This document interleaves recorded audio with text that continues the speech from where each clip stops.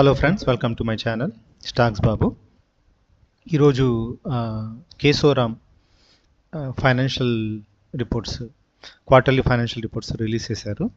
So అవి ఎలా ఉన్నాయో ఒకసారి డిస్కస్ చేద్దాం. సో ఇది ఈ quarter financial reports. So consolidated స్టేట్మెంట్కే మనం ఎప్పుడు ప్రిఫర్ చేయాలి. స్టాండర్డ్లో అంటే అది పేరెంట్ కంపెనీకి సంబంధించిన డీటెయిల్స్ మాత్రమే ఇస్తుంది. కన్సాలిడేటెడ్ అంటే దాని సబ్సిడీస్ అన్నీ కలిపి మనకి ఓవరాల్ రిజల్ట్స్ ఉంటాయి. సో ఇక్కడ total income for this quarter వచ్చేసి 30 జూన్ 2024 వచ్చేసి 884 క్రోర్స్.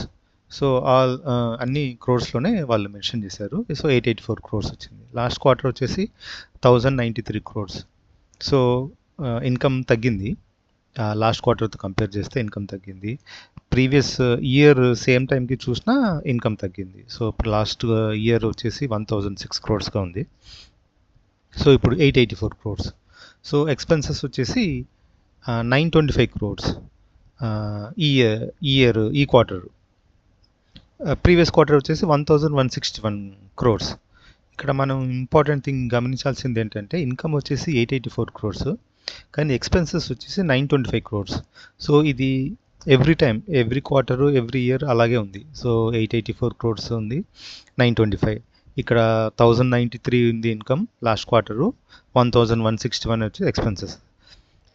సో లాస్ట్ ఇయర్ ఇదే టైంకి 1006 క్రోర్స్ ఉండింది.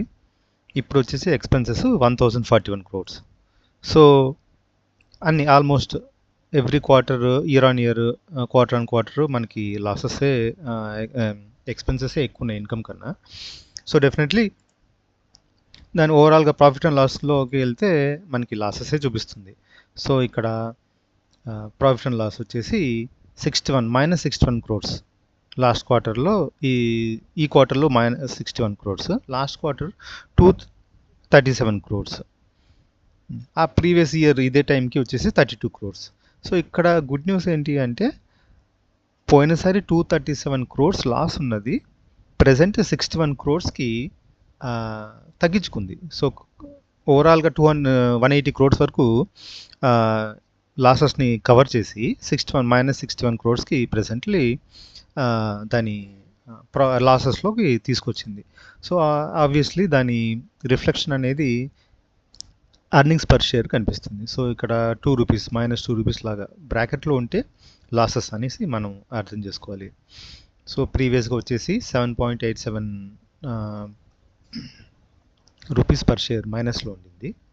లాస్ట్ ఇయర్ ఇదే టైంకి 1.04 ఉండింది.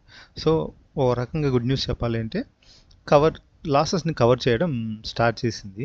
సో ఇదే ఒక చిన్న positive sign for this company.